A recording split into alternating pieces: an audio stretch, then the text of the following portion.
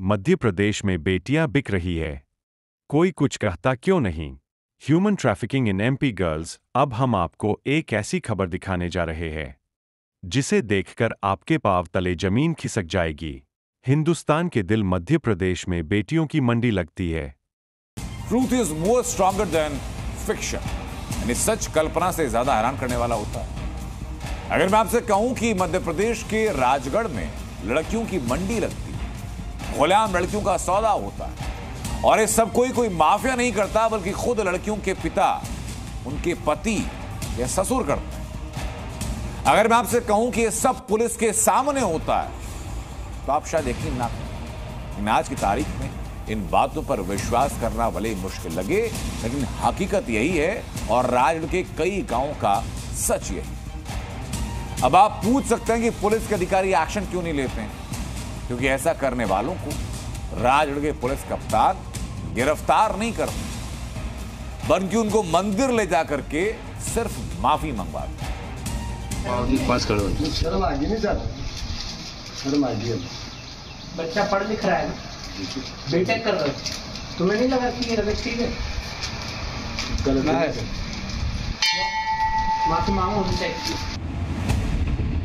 Suit boot में जनाब है राजगढ़ के पुलिस कप्तान, नाम आदित्य मिश्रा, जो कुर्ते में इस शख्स को भगवान से माफी मांगने को कह रहे हैं। लग ऐसा रहा कि मानो इस शख्स ने कोई छोटी मोटी चोरी की हो, लेकिन ऐसा है नहीं। इस पर आरोप है अपनी बहू की बोली लगाने का। राजगढ़ के इस इलाके में बहू बेटियों को बेचने का घिनौना खेल दशकों से चल रहा है। पुलिस मूक दर्शक बनकर तमाशा देखती है और सुपरिटेंडेंट और पुलिस कार्रवाई की जगह लड़की का सौदा करवाने वालों से माफी मांगते हैं।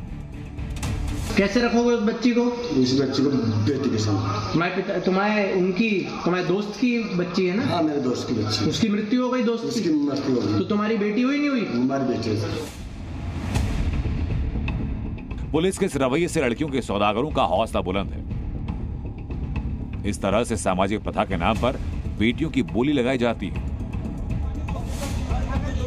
आसपास एक गांव में पंच इसी तरह बैठते हैं, लड़कियों की नीलामी करवाते हैं, सुंदरता और उम्र के आधार पर उनकी कीमत तय करते हैं।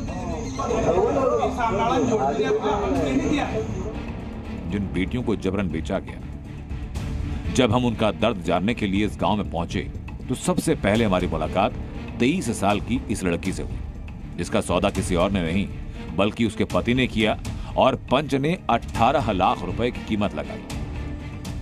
पंचायत के सामने फैसला हुआ कि 18 लाख रुपए लेंगे तभी निपटारा होगा तुम्हारा। तो 18 लाख रुपए, हमारी तो इतनी हैसियत नहीं है कि हम घर से 18 लाख रुपए दे दें, तो वो जो सामने वाले को बेचेंगे तभी 18 लाख रुपए मिलेंगे। मतलब ऑक्शन हो गया आपका? ऑक्शन ही बोलेंगे इसको? हाँ। सौदा हो गया कि 18 लाख? सौदा हो गया कि 18 लाख रुपए में हमको बेचा जाएगा जी। 23 साल की इस लड़की की आंखों में सपने थे, पढ़ाई के बाद नौकरी करनी थी।